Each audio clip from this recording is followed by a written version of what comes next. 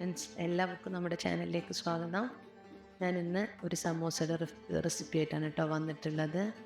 എല്ലാവർക്കും അറിയാവുന്നത് തന്നെയാണ്, പക്ഷെ ഞാൻ എൻ്റെ വീട്ടിൽ നോർമലി തയ്യാറാക്കുന്ന ഒരു റെസിപ്പിയാണ്. അപ്പോൾ നമുക്കിത് എങ്ങനെയാണെന്ന് നോക്കാം. അതിനു മുമ്പ് എൻ്റെ ചാനൽ ഇതുവരെ സബ്സ്ക്രൈബ് ചെയ്യാത്തവർ ചാനലൊന്ന് സബ്സ്ക്രൈബ് ചെയ്ത് കൂടെ ബെൽ ബട്ടൺ കൂടെ പ്രസ് ചെയ്യാം. അതിൽ ഓൾ എന്ന് പറയുന്ന ഓപ്ഷൻ കൂടെ സെലക്ട് ചെയ്ത് വെക്കുകയാണെങ്കിൽ ഇനി അങ്ങോട്ടുള്ള ഓരോ വീഡിയോസിൻ്റെ നോട്ടിഫിക്കേഷൻസ് നിങ്ങൾക്ക് കിട്ടും കേട്ടോ. അപ്പോൾ നമുക്ക് ഈ സമൂസ തയ്യാറാക്കുന്നതിനുള്ള ഇൻഗ്രീഡിയൻസും മെത്തേഡ്സും ഞാൻ ഡിസ്ക്രിപ്ഷൻ ബോക്സിൽ കൊടുത്തിട്ടുണ്ട്.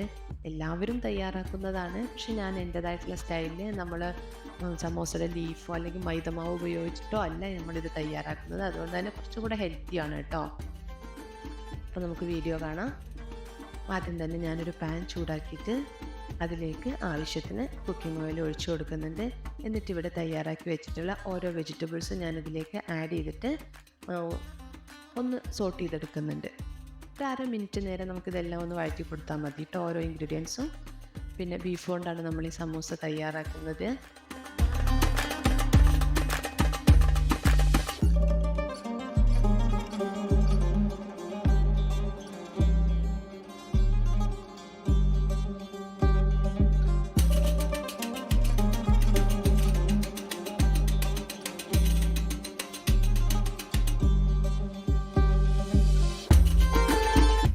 നമ്മളിപ്പോൾ ഇവിടെ വലിയ ഉള്ളി, പച്ചമുളക്, അതുപോലെ തന്നെ ഇഞ്ചി, ഇതെല്ലാം വളരെ ചെറുതായിട്ട് കനം കുറച്ച് അരിഞ്ഞിട്ട് അതുപോലെ തന്നെ കറിവേപ്പില, മല്ലിയില എല്ലാം ചേർത്ത് ജസ്റ്റ് ഒന്ന് വഴറ്റിയിട്ടുണ്ട്. കുറച്ച് ഉപ്പ് ആഡ് ചെയ്തു. അതിൻ്റെ കൂടെ കുറച്ച് ഗരം മസാല, പിന്നെ കുറച്ച് എരിവിന് പെപ്പർ പൗഡറും കൂടെ ആഡ് ചെയ്തിട്ട് ഒന്ന് വഴറ്റി കൊടുത്തു.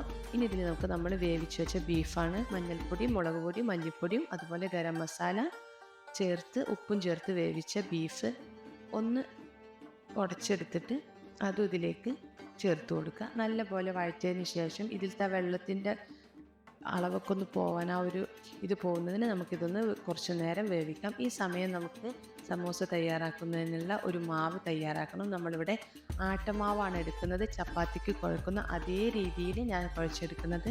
കുറച്ച് വെള്ളവും ഉപ്പും ചേർത്ത് നല്ലപോലെ കുഴച്ചു. ഇനി അത് ഞാൻ കുറച്ച് എണ്ണ പുരട്ടി വെക്കുന്നുണ്ട്.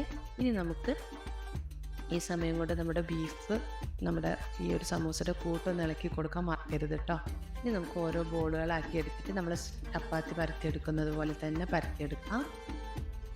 ഇപ്പോൾ നമ്മുടെ ചപ്പാത്തിയുടെ പരത്തിയെടുത്തിട്ടുള്ള രൂപത്തിൽ ഇനി നമുക്ക് ഒരെണ്ണം എടുത്തിട്ട് ഇത് 4ആയിട്ടൊന്ന് കട്ട് ചെയ്യാം. എന്നിട്ടായിരുന്നു ഒരു പീസ് എടുത്തിട്ട് നമ്മളിതിലേക്ക് നമ്മുടെ ഫില്ലിങ് ചേർത്ത് കൊടുക്കുക. എന്നിട്ട് സമൂസയുടെ രൂപത്തിൽ തന്നെ നമ്മൾ മടക്കി കൊടുക്കുക. ഞാൻ ഈ വീഡിയോയിൽ കാണുന്ന പോലെ. കാണുമ്പോൾ വളരെ ചെറുതായിരിക്കും സമൂസകൾ, പക്ഷെ നല്ല ടേസ്റ്റാണ് ഇത് കഴിക്കാൻ. എത്ര കഴിച്ചാലും നമുക്കൊരു മടുപ്പോ ഒന്നും തോന്നില്ല കേട്ടോ. ഇപ്പോൾ ഞാനിതെല്ലാം ഇവിടെ മടക്കിയെടുത്തിട്ടുണ്ട്. ജസ്റ്റ് പ്രസ് ചെയ്ത് കൊടുത്താൽ മതി കേട്ടോ, അല്ലാണ്ട് നമ്മൾ മാവ് വെച്ചിട്ട് ഒട്ടിക്കൊന്നും വേണ്ട. ഇനി ഇത് ഫ്രൈ ചെയ്തെടുക്കുന്നതിന് ഒരു പാനിലേക്ക് ഞാൻ കുറച്ച് കുക്കിംഗ് ഓയിൽ ചേർത്ത് കൊടുക്കുന്നുണ്ട്.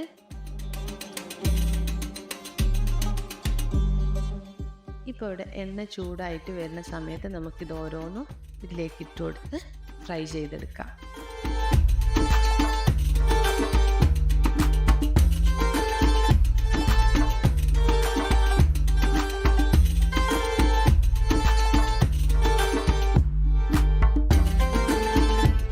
ഇപ്പോൾ നമ്മുടെ ആദ്യത്തെ നമ്മളിട്ട റൗണ്ട് സമൂസ ഇവിടെ റെഡി ആയിട്ടുണ്ട്. ഇനി ഇങ്ങനെ ഓരോന്നുമായിട്ട് നമ്മൾ വീണ്ടും ഇട്ട് കൊടുക്കുക. എന്നിട്ട് ഇതെല്ലാം തന്നെ ഫ്രൈ ചെയ്തെടുക്കാം. അപ്പോൾ നമ്മൾ ടേസ്റ്റി ആയിട്ടുള്ള സമൂസ, ഹോം മെയ്ഡ് സമൂസ അവിടെ റെഡിയാണ് കേട്ടോ. അപ്പോൾ എല്ലാവരും ഇതൊന്ന് ട്രൈ ചെയ്ത് നോക്കാം. നമ്മുടെ കുട്ടികളൊക്കെ എത്ര കഴിച്ചാലും അവർക്ക് ആ മൈദമാവ് ഉപയോഗിച്ചതിൻ്റെ ആ ഒരു സ്റ്റൊമക്ക് പ്രോബ്ലംസ് ഒന്നും വരില്ല. വലിയവർക്കും ചെറിയവർക്കും ഒന്നും വരില്ല കേട്ടോ. വളരെ ടേസ്റ്റിയാണ്.